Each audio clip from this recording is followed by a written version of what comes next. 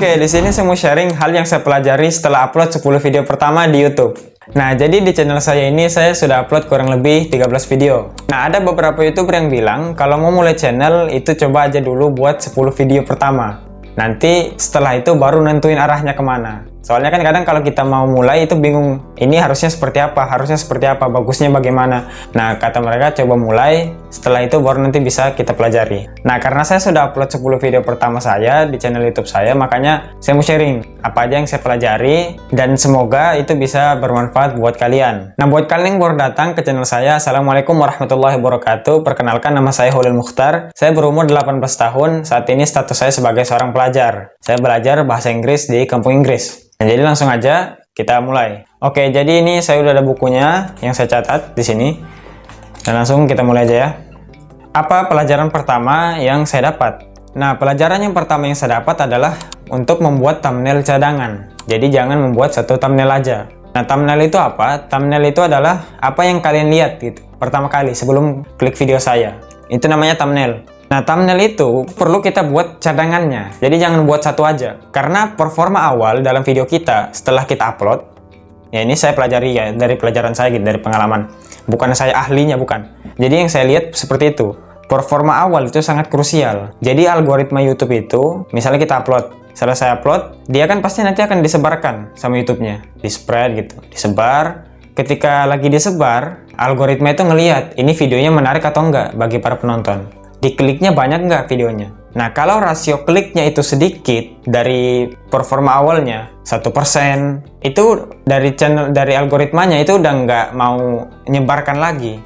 Akhirnya banyak orang yang nggak bisa lihat lagi videonya. Nah, jadi ketika sudah kita lihat, oh performa awalnya sudah disebarkan sekian ratus tapi masih sedikit yang nonton. Nah, gunanya thumbnail cadangan tadi itu adalah untuk mengganti thumbnailnya secepat mungkin sebelum dia makin banyak menyebarkan. Nah, biasanya jaraknya kita harus cepat mengganti itu dalam waktu 16 jam. Jadi misalnya saya telat ganti selama 16 jam, udah itu bakal dia nggak mau lagi nyebarkan videonya. Kalau sudah dari awal jelek dan saya nggak ganti thumbnailnya, karena saya nggak ganti thumbnailnya, akhirnya makin banyak orang yang udah ngeklik kan, makin dia sebarin tapi nggak ngeklik, ya udah dia stop. Nah, saya pernah waktu itu saya cepat-cepat ganti, kurang dari 16 jam. Saya kurang tahu ya apa 16 jam atau berapa, tapi itu perkiraan yang saya rasakan tuh sekitar 16 jam. Saya ganti waktu itu secepatnya. Saya waktu itu panik, habis itu, oh ini kok nggak ada yang nonton ya awal-awal. Saya ganti thumbnailnya cepat-cepat, saya langsung ngedit. Setelah saya ganti, untung di situ masih mau disebar sama YouTube-nya. Jadi dia masih proses nyebar, belum stop. Ketika dia masih proses, lagi nyebar, itu saya ganti. Akhirnya orang mulai klik, udah akhirnya cepat videonya naiknya. Nah, bagaimana kalau setelah kita ganti masih sedikit tetap? Ya harus ganti terus.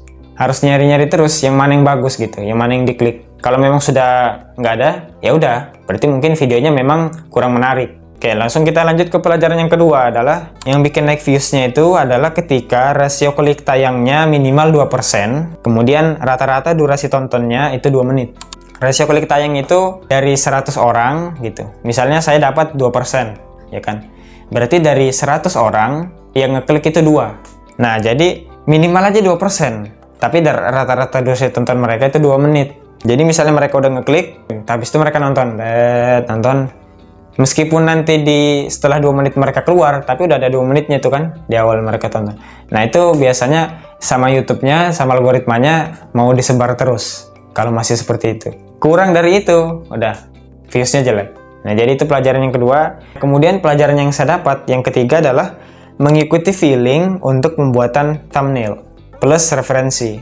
Jadi membuat thumbnail itu kita perlu pakai referensi dulu. Kita cari dari YouTuber lain yang views-nya banyak, liatin, coba untuk modifikasi. Setelah modifikasi, itu pakai feeling. Ini memang kedengarannya kayak aneh ya. Saya juga awal-awal itu mikirnya aneh, kok pakai feeling ya?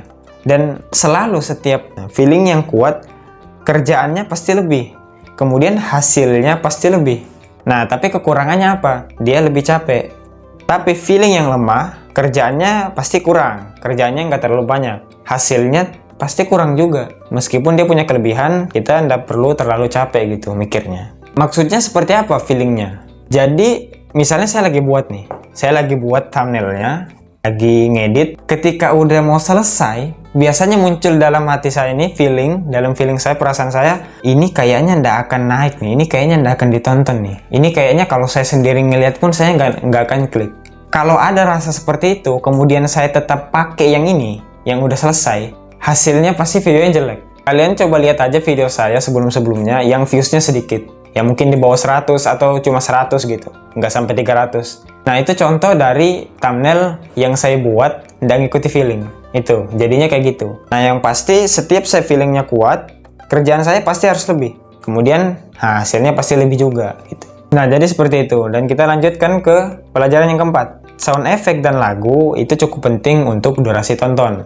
Nah kalau kita buat video kan pasti pengen ditonton sampai habis kan. Video saya yang ada biasanya lagunya itu lebih lama ditonton daripada yang kosong. Cuma kadang ada yang lagunya terlalu besar, ya itu juga nggak enak didengar gitu. Jadi bagaimana supaya saya itu membuat lagunya itu nggak terlalu besar, tapi masih kedengaran gitu loh. Jadi videonya itu nggak kosong. Kemudian sound effect-nya ditambah-tambah sound effect kalau ada sesuatu yang muncul. Kalau saya biasanya sound effect-nya itu klik. Kalau kalian nonton video saya biasanya ada suara kliknya itu.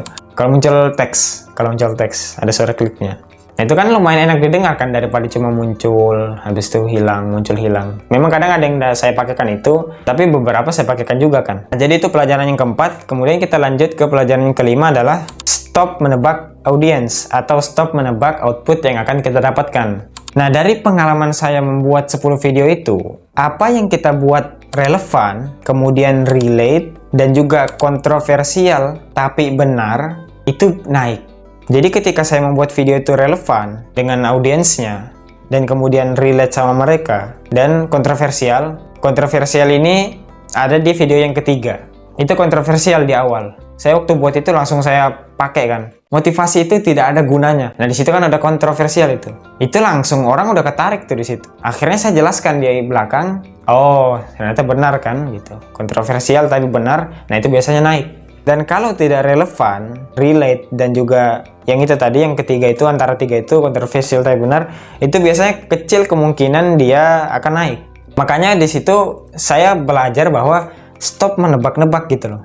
Nggak usah lah kayak, oh ini bakal naik nih, ini bakal gini nih. Karena itu kita berharap gitu loh. Kita nggak bisa maksimal. Fokusnya itu di inputnya, apa yang bisa kita maksimalin. Nah, ini kan dari pengalaman saya gitu loh, bahwa yang relevan itu naik, yang relate sama orang-orang itu naik, yang kontroversial itu naik. Dalam posisi saya sekarang, saya nggak bisa buat banyak yang seperti ini. Saya nggak tahu gitu loh maksudnya, apa yang relate sama kalian. Yang saya tahu itu, yang saya relate sama diri saya sekarang. Yang seandainya kalau ada orang dulu buat video seperti ini, saya akan tonton. Saya dulu mikirnya kayak gitu aja. Karena kan tujuannya saya buat channel ini tuh untuk sharing kesalahan dan juga keberhasilan gitu. Yang saya alami dalam perjalanan saya. Nah jadi apa langkah ke depannya yang akan saya lakukan dengan pelajaran kelima ini? Itu seperti Ali Abdal. Jadi Ali Abdal itu dia membuat video, itu tidak peduli apakah itu relevan, apakah itu akan naik, apakah itu akan turun, apakah itu akan biasa-biasa aja, itu dia tidak peduli.